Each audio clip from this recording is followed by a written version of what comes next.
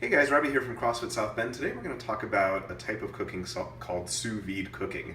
Now you may have heard about this before, you may not have. I would say most people have not heard about sous vide cooking before, but it is becoming increasingly popular both in the culinary world and sometimes in the health slash paleo world. The New York Times, I think, did an article on it just about 6 months ago, how it's becoming more popular. Basically, it's a type of cooking that allows you to get restaurant quality food in a foolproof way, pretty much foolproof way.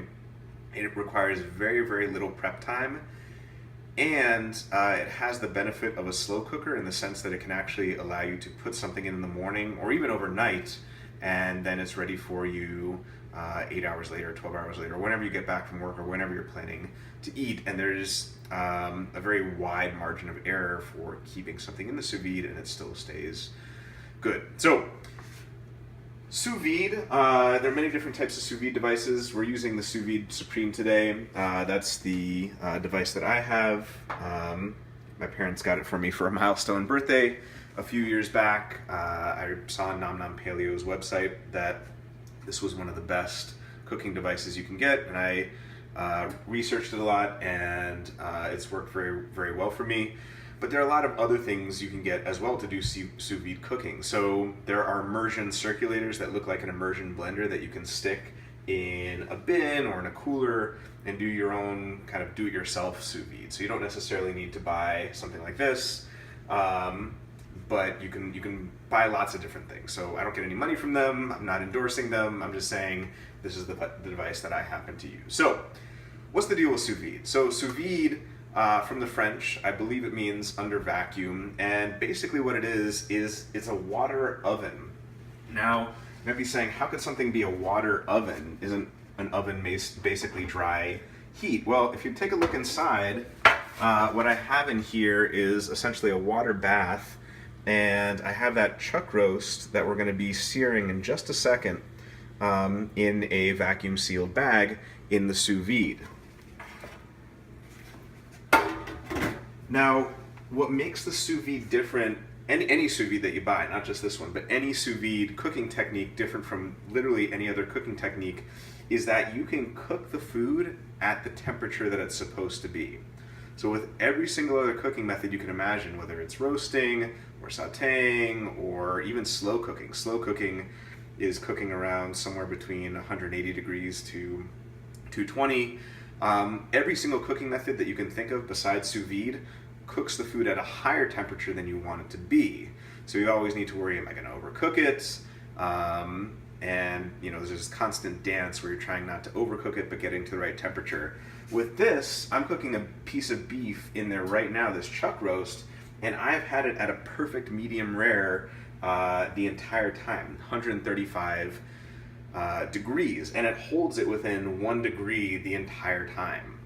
So you can do this for meats, you can do this for vegetables, you can even throw eggs literally just in the water bath without vacuum sealing them at all, and you can poach them over the course of 45 minutes and then get them the exact right texture that you want them to be, because you can control the temperature so precisely. So it's really fantastic for vegetables, it's really fantastic for meats. There's literally, I'll show you when we get the chuck roast out, there's literally no other way to get meat to be perfectly evenly cooked from edge to edge where it's a perfect medium rare. Even if you did it very well on a saute pan, it's going to be the case that you'll have these gray lines at the top and the bottom and pink in the middle, whereas with this it cooks perfectly all the way through. So there are lots of different really cool things you can do with sous vide, but I think the place where it really shines is with big hunks of meat, typically.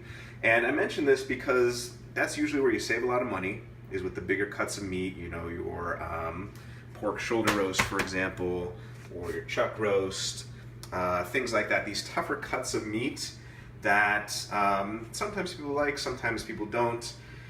When I do tougher cuts of meat in the slow cooker or the oven, I think they come out okay. I mean, I like them, I enjoy them, but when they come out of the sous vide, they come out fantastic because, again, there's no other way to cook a pork roast or a chuck roast or something like that at this perfect 135 degree temperature. Another thing about this is that a lot of people wonder, why is, poultry always so bland and dry, and why is pork always so bland and dry? Because the regulations or the recommendations for cooking temperature say 165, which just dries out the meat completely. You have to remember that from a food safety perspective, pathogens get killed both as a function of temperature and time. So typically cooking something to 135, if it was a piece of poultry, most people would not recommend that. But if you do it over a long enough period of time, that's going to kill the pathogens that are in there. So that's the promise of sous vide. The other thing is that, again, you can leave this in the device in the morning, and then 8 hours later it's ready for you. And there's a very wide margin of error. You could leave it in for 4 hours extra, and it would still be very, very good. You could leave it in for potentially even 8 hours extra, and it would still be okay. Now, it depends on the cut of meat and a lot of different things, but there's a much wider margin for error than there is with other cooking methods. So I'm going to show you how easy this is to do. So let's talk about our pork shoulder roast. Literally all I did with this was I took it out of its package. I just seasoned it with salt. You can season it with whatever you'd like. One of the cool things about the sous vide technique is that all the juices stay in the bag, and you can put herbs and spices and butter, and they'll just get infused more into the piece of meat. So just meat in a bag, that's all it is. This is literally just all the prep you need to do. I've got it in the bag. I'm putting it in my vacuum sealer here, shutting it down. And then that's going to be sealing right there. Now, if you have a food saver system at home or something like this where you can seal the food in a plastic bag, that will do just as well. But you want to make sure that the bags that you're sealing them in have the ability to be cooked in a water bath. And we'll talk about that a little bit more in just a second. Okay. That was it. A good seal. I can tell that this is a good seal because the air is all out. When I put it in there, it won't float. That is literally all I needed to do to prep this, and then it's good to go. So what we're going to do is we're going to come on over here. I'm going to take this chuck roast out that I just cooked. The top acts as a nice handy dandy tray. I'm going to put this right into this holster right here, and then I'm just going to slide that down. Make sure that the water's got it all covered, so it's fully immersed. The bag doesn't need to be fully immersed, but the meat does need to be. And then I'm just going to leave it in there for the next basically 24 hours until my wife and I eat dinner tomorrow, and it will be good to go. Okay. So now what we're going to do is we're going to take this out of the bag.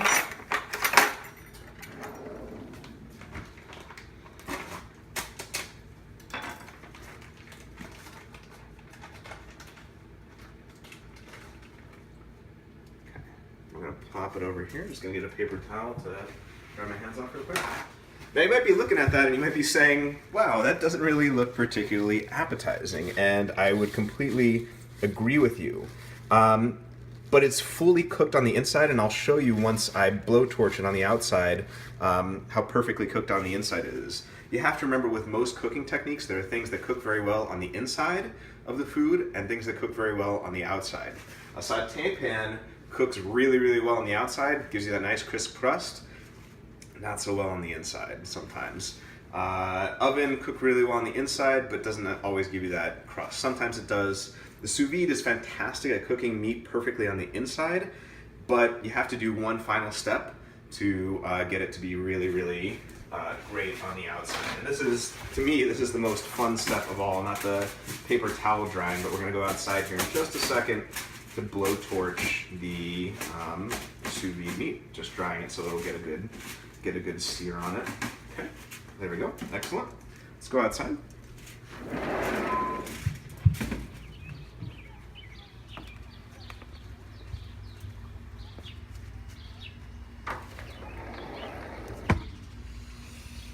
All right, guys. So as always, safety first.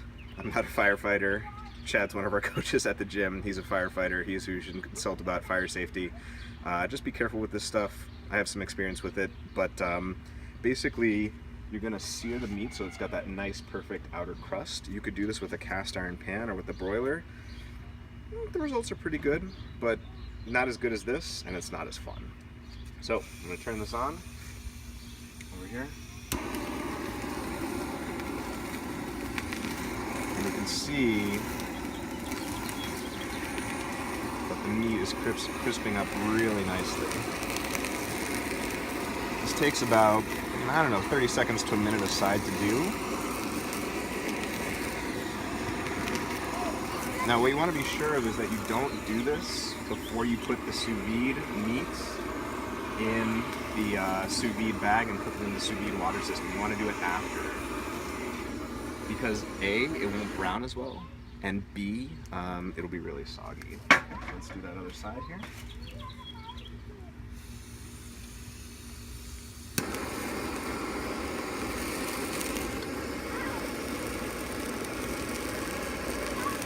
And you can make it as dark as you'd like.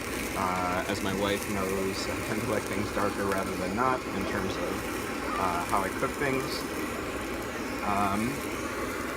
But you can see just from like this 30 to 45 seconds right here that this is a pretty instant transformation of the food. You want to try to do this outside so you get all the smokiness outside, but you know, this is a night and day difference from what we saw just a moment ago where it didn't have that outside crust. So we're going to finish up this video by going back inside. I'm going to cut open the piece of meat and show you how evenly cooked it is on the inside. So let's come on back inside.